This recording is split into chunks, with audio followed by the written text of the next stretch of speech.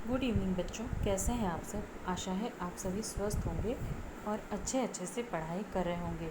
आइए बच्चों, आज हम आपकी पाठ्य पुस्तक नैतिक शिक्षा से पाठ 10 ईश प्रार्थना करेंगे। ईश प्रार्थना का अर्थ है ईश्वर की प्रार्थना।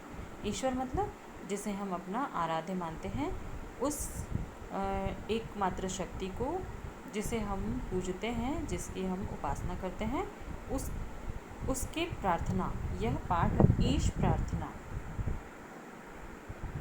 वह शक्ति हमें दो दया निधे, कर्तव्य मार्ग पर डट जावे, पर सेवा पर उपकार में हम निज जीवन सफल बना जावे। तो कवि जो है वो क्या कह रहे हैं कि हे ईश्वर, हमें वह शक्ति दीजिए, हे दया करने वाले, हे दयानिधि, हमें वह शक्ति दीजिए जिससे हम अपने कर्तव्य मार्ग पर डटे रहें। अर्थात जो हमें करना है, जो हमारा काम है, जो हमको करना चाहिए, हम उससे कभी हमारा ध्यान न भटके, हम उस पर डटे रहें, डट जावें, हम कभी उससे भटके ना। पर सेवा पर उपकार से हम निज जीवन सफल बना जावें। हम क्या करें? दूसरों की सेवा करें, दूसरों पर उपकार करें और उससे अपने जीवन को सफल बनावें। हम दीन दुखी निबलों विकलों के सेवक बन संताप करें। क्या करें? हम जो परेशान हैं, दुखी हैं, निर्बल हैं, विकल हैं, दुखी हैं, उनके हम सेवक बन जाएं और उनके दुख को दूर करें। संताप मतलब दुख, उनके दुखों को हम दूर करें।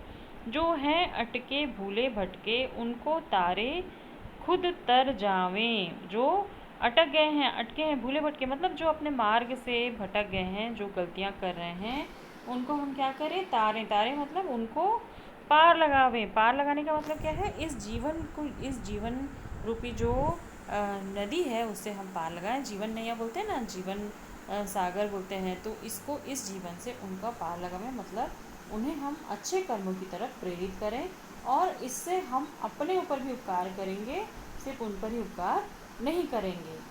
हम खुद खेलें, संकट झेलें, कर्तव्य क्षेत्र से हटे नहीं। हम क्या करें?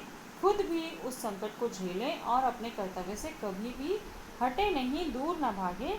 हम अपने कर्तव्यों का पालन हमेशा अच्छे से करें।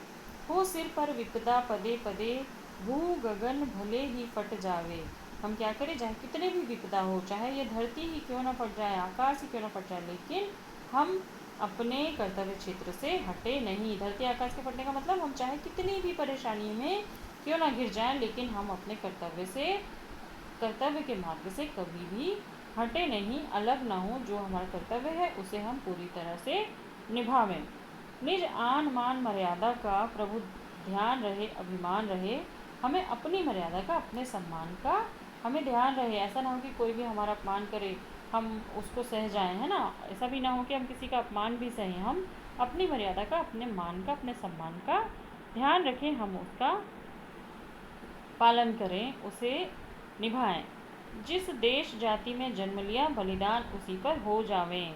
ठीक है, जिस देश में हमने जन्म लिया है उस पर हम अपने जीवन को बलिदान करें। अर्थात हम उस देश को सफल बनाने में, उसको आगे बढ़ाने में, उस देश के लोगों को सहयोग देने में कभी भी हम अपने मार्ग से भटके ना। उस देश के लिए हम अपने जीवन तक की बलिदान करने का यदि मौका आए तो हम वो भी करें। ठीक है, आइए इसका भाव देखते हैं।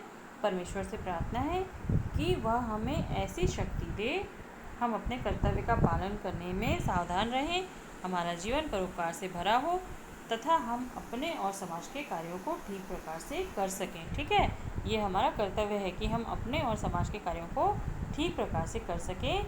जो हमारा काम है, जो हमारा कर्तव्य है, उससे हम भटके नहीं, अपने माता पिता की आज्ञा का पालन करें, अपने गुरुओं की आज्ञा का पालन करें और जो हमसे बड़े हैं, हमसे योग्य हैं, हमसे ज़्यादा जानते हैं, उनकी हम बात मानें और उसे अपने जीवन में प्रयोग में लाएं। अपने जीवन को सफल बनाने के लिए अपने देश को, समाज को आगे बढ़ाने में हम पूरी तरह से सहयोग करें। ठीक है बच्चों, तो आप यह कविता सुंदर अक्षरों में अपनी कॉपी में लिखेंगे। उसके बाद यह छोटा सा भाव है 3 लाइन का, इसे भी आप लिखेंगे और उसके बाद प्रश्नोत्तर लिखेंगे। धन्यवाद बच्चों।